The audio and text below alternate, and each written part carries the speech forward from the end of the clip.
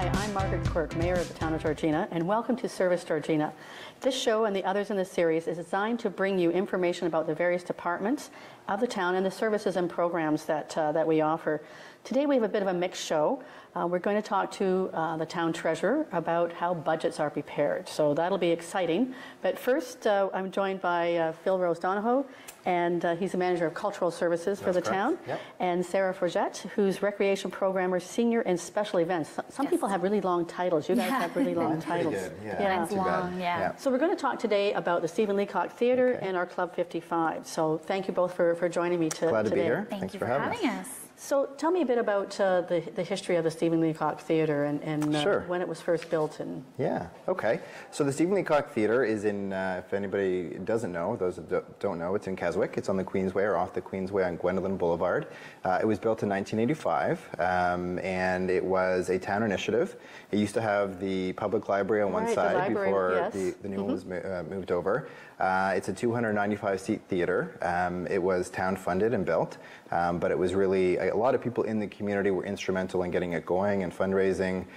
There was actually an article I read not too long ago that said that the town didn't have enough money to put seating in the theatre, so it was people like Whipper Billy Watson and others that got together and said, well, we'll do some fundraising activities. For those seats. So that's why you see that wall when you come into the theatre. There's the bricks that have people's names. Yeah, there's a wall, so that dates back to the 80s from when people were able to. So yeah, it was a town-led initiative, and the community got behind it, and it's been around since 1985. We've had a lot of amazing shows. You've had some great. I've seen Leona Boyd there. Boyd. We've had Dan Hill. We've had Rita McNeil. We've had Ashley McIsaac. We've had a lot of big names. Julie Black was one of the bigger names we had most recently. Crash Test Dummies and others. It's amazing what's it's amazing. A lot of people love it. A lot of stand-up comedians love it because it's very intimate. It's got what I think they call a thrush sort of a stage, which allows you to get right up kind of into people's seats almost. At the yuck-yucks, you don't want to be right down on the stage. Well, they have this, it's the tradition that if you sit in the first two rows, you get made fun of by the comedians. Big time. But it's fun. It's a fun great. evening. It's a great ambiance. Great acoustics.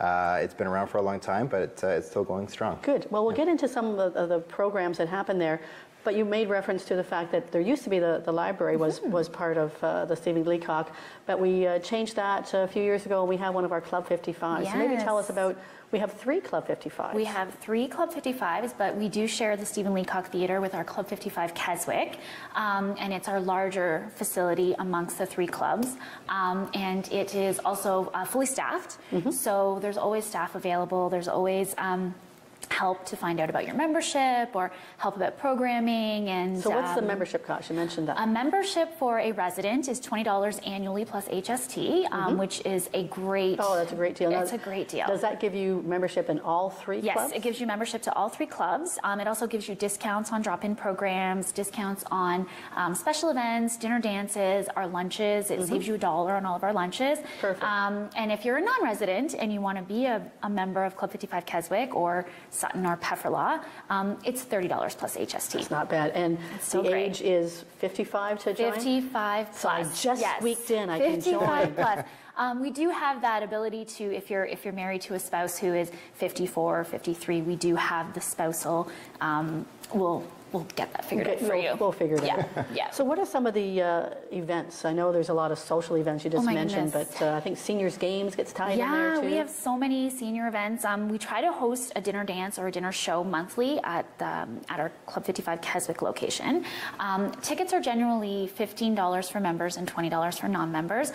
And if it's a dinner dance, it includes a DJ with a catered meal, as well as spot prizes, a cash bar, lots of fun social events happening within that event. And then if it's a dinner show, we try to bring in entertainers, like we just had Elvis impersonators, and we had a Shania Twain impersonator, and those shows sell out so quickly. Oh yeah, they like those and they come events. on and they do like a stage presence and performance, and they interact with the crowd, and it's a lot of fun. So you said that with the Club 55 in Keswick, there's always staffing during the day. But what are the hours for it? It runs from... We're open at 9 a.m. On Mondays till 8 p.m. and then Tuesday, Wednesdays we're 9 to 9.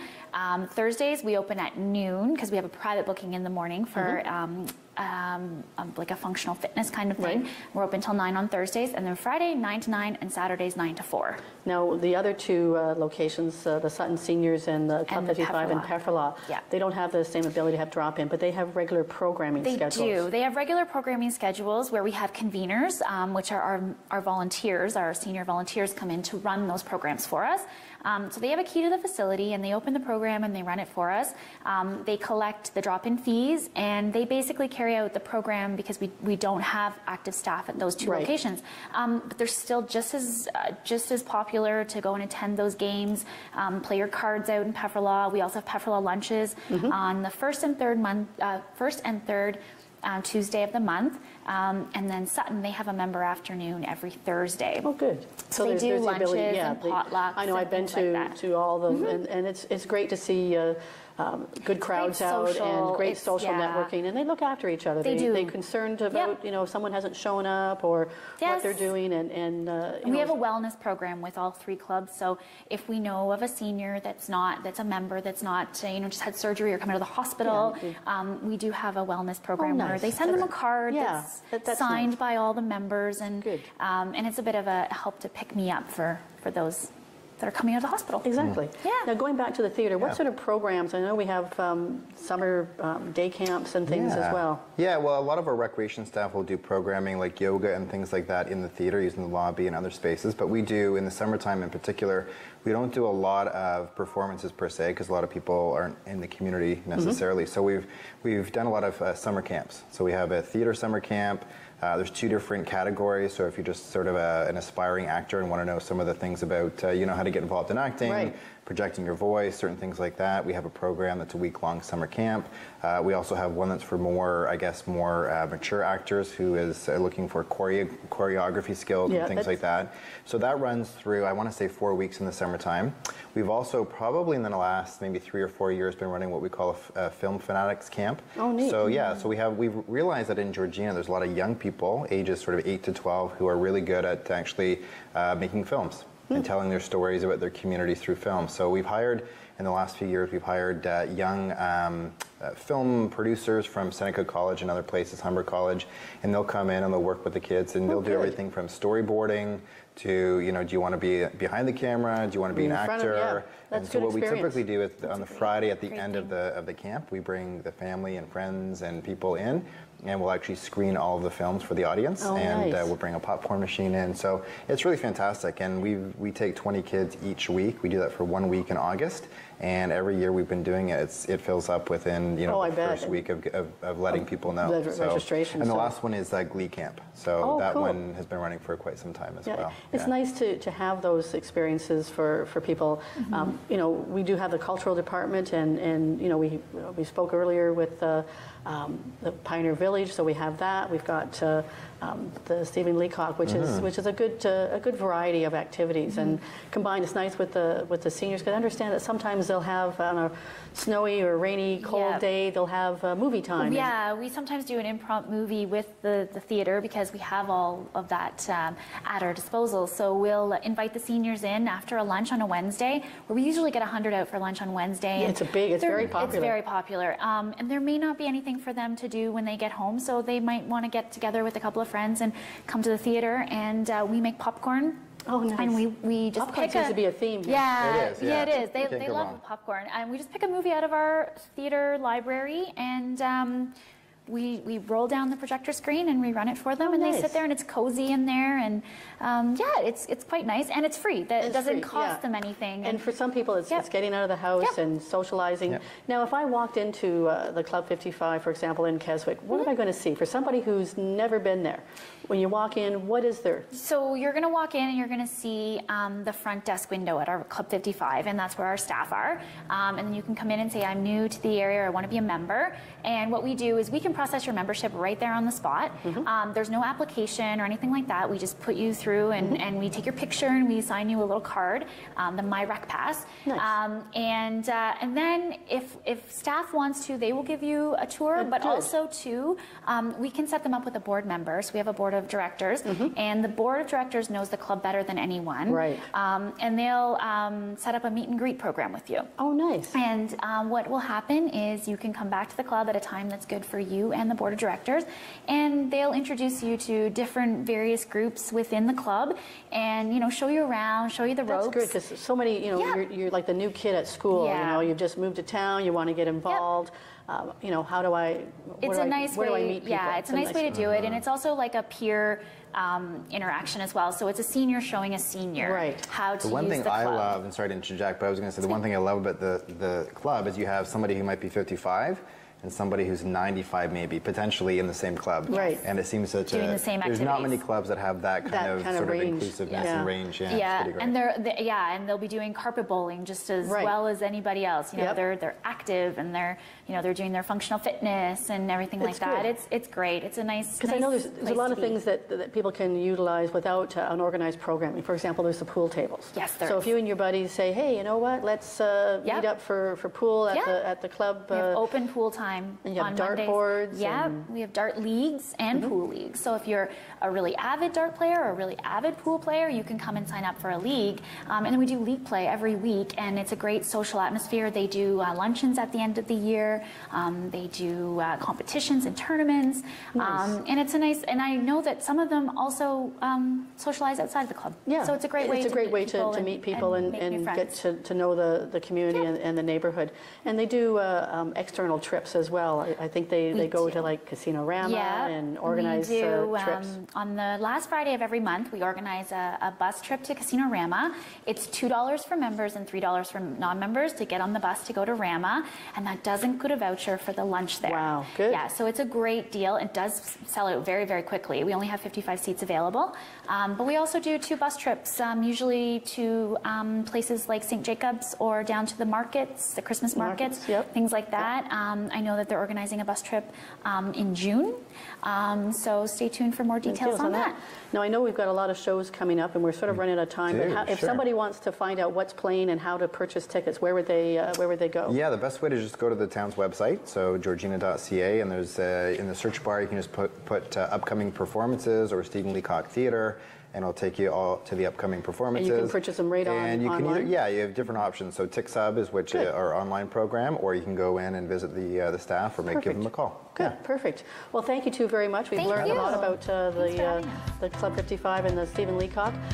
Come back and join us when we have Rob Weeder, and we'll be talking about budget. So stay tuned for that. You won't want to miss it. Thank you. Yeah, good.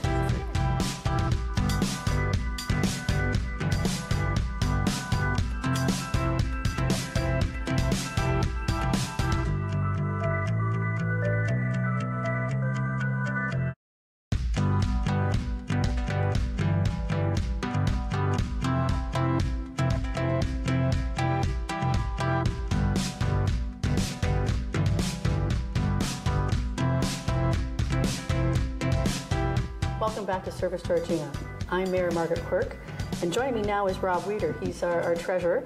Rob, let's just first say that we are taping this in December, and we haven't formally released the budget just yet, so we're not going to get into the details of the 2018 budget, but we're going to talk about how the budget is prepared and how the public can still get involved, because we're be broadcasting this at the time that we're doing our deliberations. So we'll get into how the budget was prepared, and were there changes this year in how we did the budget?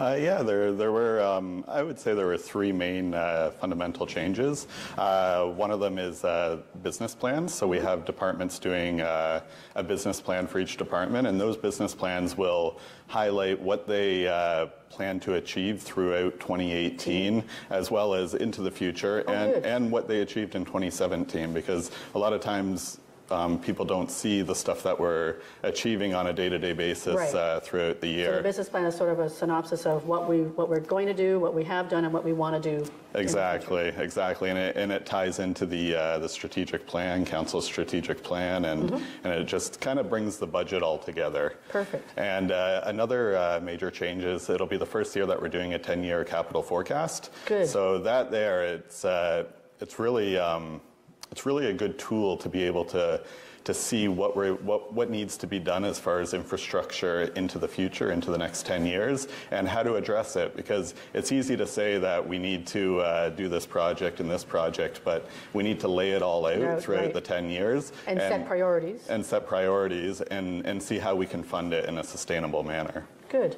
Now, we did some differences with public engagement this year, too. Yeah, and it turned out very well. We received a lot of extra public engagement. So one of the big things we did was a survey. So there was an online survey as well as a hard copy at various libraries in the Civic Center, and we received 200 responses. Wonderful. So that's significantly more than... I know in the past, you know, we've had the dedicated email address, and we might have got maybe 10 or 15 emails.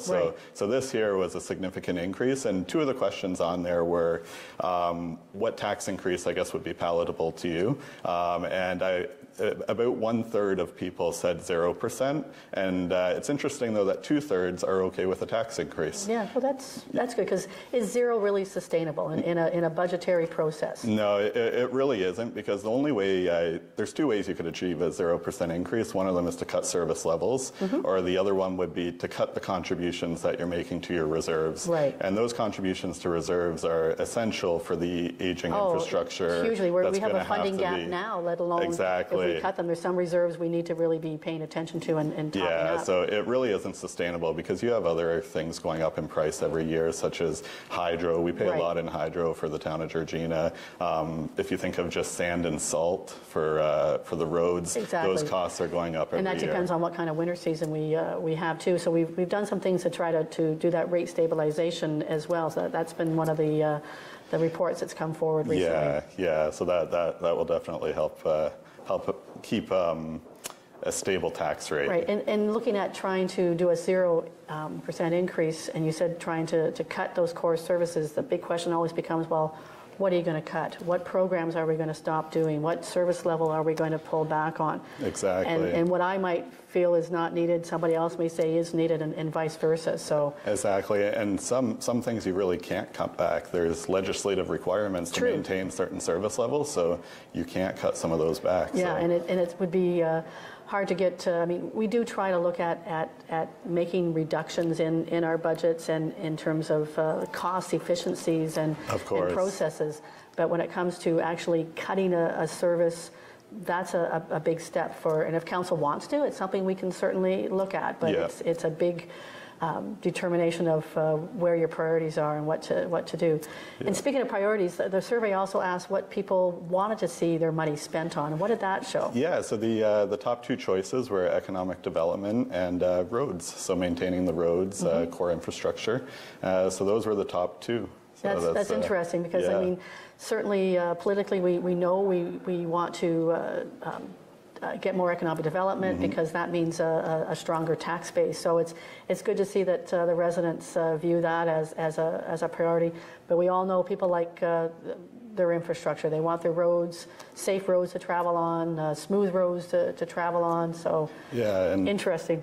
And although I can't get into the details of what the budget will be, those were the top priorities. So you will see those being addressed in the draft 2018 budget. Because I haven't even seen the full draft. Yeah. I've heard a few little tidbits of information, so I'm looking forward to our deliberations, and public can still get involved. I mean, of course. The input for the draft budget has ended, obviously, but there's still the opportunity to get involved during our deliberations, which are January 23rd and January 24th, and if we need the 24th.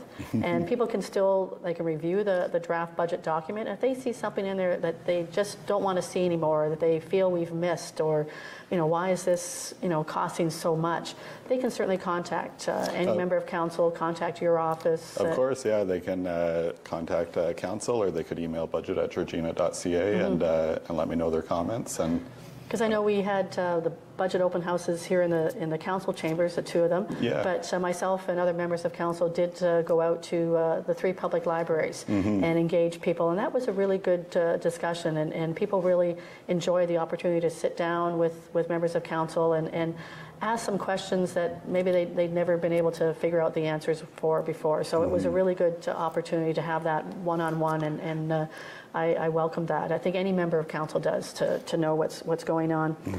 So going back to the budget itself, what are some of the steps in creating the town's budget? Yeah, so really it's almost a full year process, because once we approve the budget, the directors are already looking looking to the next year on what needs to be done. But I would say the formal process starts in September when we bring a report to council just outlining what the steps will be, and we ask for council direction on what it is that they want to see in the draft budget. Then once we get that direction, then we go back and the departments work with their staff, using council's direction, using the public input that we start to try to attain during that period, and they'll put together their individual department budgets, and then it all gets compiled, and myself, I'll review it, and one of my jobs is to see how we can fund it in a sustainable manner. Right, that's hugely important. Yeah, so we have to kind of tie it all together, and then the Chief Administrative Officer would do a review, and then we would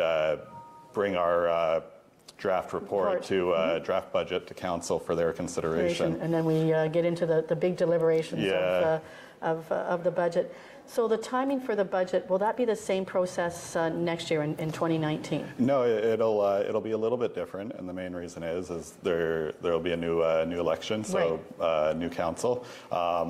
So really, although on our end we'll still be working on it and trying to get the base of it ready, but until we know what the new council's direction is and priorities, which would be more in January, then that's kind of when we would be able to put everything together. The 2019 budget won't be deliberated or presented, even the draft budget, until the draft wouldn't come out until 2019. So it's a little bit different.